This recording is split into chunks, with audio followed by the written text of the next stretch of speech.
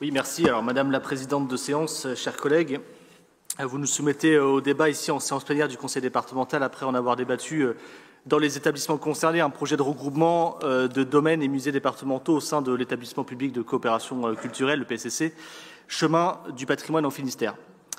Les EPCC, créés via la loi de 2002, visent à mutualiser l'effort des collectivités au service d'un projet culturel d'intérêt élargi, voire national. André Malraux disait que la culture ne s'hérite pas, elle se conquiert. C'est cette conquête menée par des hommes et des femmes engagés pour la promotion et la diffusion patrimoniale et artistique dans notre département qui a permis la création d'une telle structure. Vous l'avez compris, ce n'est pas un héritage, c'est un objet d'une perpétuelle reconquête. Que nous présentez-vous aujourd'hui? Un projet économique d'une entreprise ou un projet culturel d'un EPCC? Car oui, un EPCC doit avoir un projet culturel. C'est même la base du recrutement de sa directrice ou de son directeur. Il serait intéressant, Monsieur le Président ou Madame la Présidente de séance, que le projet culturel de l'EPCC, depuis son évolution de gouvernance, puisse être partagé aux élus, notamment aux élus du conseil d'administration qui le réclament. Sauf à croire qu'il n'y a plus de projet culturel et qu'il s'agisse désormais d'un seul projet économique, la transparence auprès des administrateurs de l'EPCC mérite ce partage. Cependant, quel avenir pour cet hypothétique projet culturel, puisque votre projet vise à doubler le nombre d'établissements rattachés à l'EPCC, passage de 5 à 10 établissements sur 12 sites. Modifier les statuts est une chose, actualiser le projet culturel en intégrant les dimensions artistiques et patrimoniales des 12 sites en est une autre. Ma première interrogation concerne donc le projet culturel de l'établissement élargi. Une telle extension soulève des interrogations légitimes sur la cohérence de cette nouvelle structure, d'un point de vue culturel, mais surtout dans l'accompagnement des salariés. À cet égard, la lettre ouverte des salariés qui vous a été adressée pointe de nombreuses défaillances dans votre méthode, sur la concertation insuffisante, sur le déséquilibre des charges et conditions de travail, sur la perte de sens et les risques psychosociaux, sur la fragilisation de l'accueil des publics. J'ai souvenir qu'à l'installation du président du conseil départemental, il était souhaité révolutionner le dialogue social sous votre ère. Alors si vous rêviez peut-être d'être le Mozart du dialogue social, force est de constater que la partition sonne faux pour les agents, pour les salariés, pour les organisations syndicales et pour les élus locaux. Ma deuxième interrogation concerne donc l'accompagnement des salariés qui ne comprennent pas et subissent une décision unilatérale. Pour justifier ce projet de transformation, vous avez eu l'occasion de présenter quelques axes lors du conseil d'administration de la structure. Vous avez notamment, Monsieur le Président du conseil départemental, a notamment indiqué que des musées étaient à l'abandon, sans en citer réellement, que le regroupement allait être créateur d'emplois, alors que vous parlez optimisation, efficacité et mutualisation, c'est l'inverse qui semble s'organiser. C'est incohérent. Il semble également qu'il existe dans le logiciel de pensée une différenciation entre gros équipements pour faire de l'événementiel, des spectacles et des concerts, et des petits équipements où s'installe simplement, et je reprends le vocabulaire du Président, une simple guérite. Notre patrimoine culturel ne peut subir de telles différenciations. Ma troisième interrogation concerne donc l'harmonie et l'équilibre dans les différents établissements du projet d'EPCC élargi. Puisqu'il s'agit de délibérer sur l'ajustement des statuts de l'EPCC, il convient de ne pas altérer son objet initial, ni d'en complexifier sa gestion, et encore moins de diluer son identité, comme celle de tous les sites et domaines en Finistère, au profit d'une seule approche plus événementielle et touristique. Il est essentiel que les missions de conservation, d'études, de transmission de chacun des établissements ne soient pas reléguées au second plan. De plus, l'objectif de la création des EPCC était d'apporter une véritable plus-value en matière de gouvernance culturelle. Néanmoins, le législateur a porté un garde-fou via une exception qui devait empêcher que par la création d'un EPCC, une collectivité y trouve un moyen de faire financer par d'autres un service qui la concerne seule. Cette recherche permanente d'équilibre culturel, territorial, muséographique, de promotion patrimoniale et artistique semble échapper à la réflexion sur ce projet. Parce que si l'approche n'est qu'économique et budgétaire, comme on doit probablement l'apprendre dans toute bonne école de commerce, alors vendons les petits sites qui nous coûtent cher et transformons les mastodontes châteaux finistériens en machines à cash. Parlons affluence, parlons rentabilité, bref, parlons business plutôt que culture.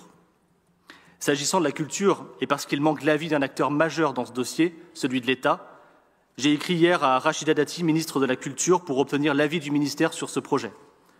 En effet, 2 sites concernés sont propriété de l'État et il est indispensable que l'État, garant par la loi de la cohérence des EPCC en France, formalise un avis sur la question. Un tel avis ne peut être facultatif avant d'organiser la délibération en marche forcée dans notre collectivité. Vous l'aurez compris, au regard des nombreuses alertes reçues sur le sujet, du manque cruel de dimension culturelle au projet présenté, du manque d'un avis formalisé de l'État, et parce que nous croyons que le patrimoine finistérien ne peut être réduit à un simple outil de production de spectacles ou d'attractions touristiques, nous nous opposons à cette modification de statut. Je vous remercie. Merci Madame la Présidente. Juste un avis personnel qui va rejoindre, vous allez voir, les avis de mon collègue Kevin, parce que je suis le seul membre élu départemental d'opposition, titulaire du comité social territorial. Et donc à ce titre, j'ai eu à me prononcer au titre de l'administration sur ce projet de regroupement. Alors une première instance s'est tenue le 23 janvier. De nombreuses questions et interrogations ont reçu des réponses pour le moins évasives, confuses, un dossier extraordinairement technique de l'avis de tous, où il m'a semblé que le président de l'instance n'avait pas de réponse satisfaisante à l'inquiétude des agents représentés. Une seconde instance a donc eu lieu le 31 janvier, conformément au règlement qui le stipule en cas d'opposition unanime du collège des représentants des personnels lors de cette première instance.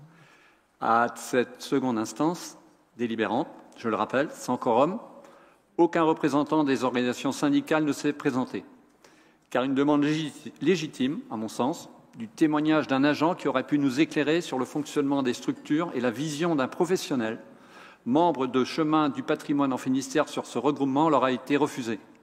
Dommage. J'ai peu d'informations sur ce projet de regroupement, un dossier extrêmement complexe de la vue de tous. Nombreuses interrogations culturelles, voire juridiques. L'inquiétude des agents, des structures concernées, leur avenir professionnel, leurs conditions de travail qui dénoncent un manque de transparence, un manque de concertation, de communication et, à ma connaissance, aucun avis de la DRAC, pourtant aussi concernés par cette évolution. Des éléments qui dénotent, au regard de ce qui nous a été rapporté par l'administration dans l'instance, où il nous a été dit que les agents avaient un avis favorable. Apparemment, ce n'est pas la majorité d'entre eux, puisqu'on a reçu un courrier. Ce projet que vous nous présentez aujourd'hui dans ce rapport mérite mieux. Vous dites incarner la confiance. Vous dites tenir le dialogue au dialogue social. Alors il est temps de renouer la confiance. Des personnels inquiets, de reprendre le dialogue avec les acteurs concernés et pas les seules organisations syndicales, en étant à leur écoute face à leurs doutes sur la transparence du fonctionnement et conditions de travail de nos 12 sites. Je vous propose de disposer d'un moratoire, de prendre le temps pour proposer un projet humain et durable, ce que je crois. Je vous remercie. Merci bien. Gaëlle. Merci Madame la Présidente. Moi, j'ai du mal à comprendre pourquoi il n'est pas possible de débattre et de répondre aux questions posées par mon collègue Kevin Faure, puisque dans cette délibération, on parle bien de proposer une offre culturelle plus diversifiée, permettre plus d'attractivité pour le public. Donc, on voit bien que le fond et la forme sont liés.